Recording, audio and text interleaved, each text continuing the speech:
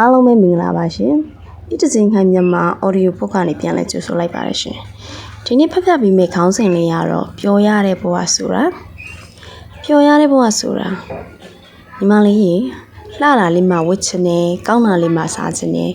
ကိုအကောင်းမျိုးမှသဘောကျတယ်ကိုလိုကိုကြိုက်လိုက်မှပြောတယ်။နေ့စဉ်နေ့မြရုံးမသွားတဲ့ကိုရင်တွေကတတင်ကလိုရည်ဆန္ဒတွေဒီရအောင်မကြိုက်ဘူးဒါအောင်မစားချင်ဘူးဒီလူနဲ့မပြောချင်ဘူးဒီလူကိုကြည့်မရအောင်ဒီလိုမျိုးဆိုမကြိုက်ဘူးဆရာလာမလုပ်နဲ့ငါဘာသာလုပ်ချင်ရလုပ်မယ်နေ့စဉ်ဘဝတွေကကြိတ်မနိုင်ခဲများနေကြတဲ့စိတ်ထားတွေတရင်ကလူရင်ဆန္ဒတွေနဲ့နေကြတဲ့စိတ်ထားတွေဟာနေ့စဉ်ဘဝကိုပူလောင်စေတယ်ပြင်ပန်းစေတယ်ညှဉ်းနှွမ်းစေတယ်ခွန်အားကိုကုန်ခန်းစေတယ်မကြခင်ဟင်းဖြစ်မဲ့ခြင်းတွေကစက်တွေလို့ခွတ်လိုက်စိတ်လိုက်ရန်ဖြစ်လိုက်နဲ့ဘဝရဲ့အဖိုးတန်ချိန်တွေဖြတ်စီလိုက်ပါနဲ့ညီမလေး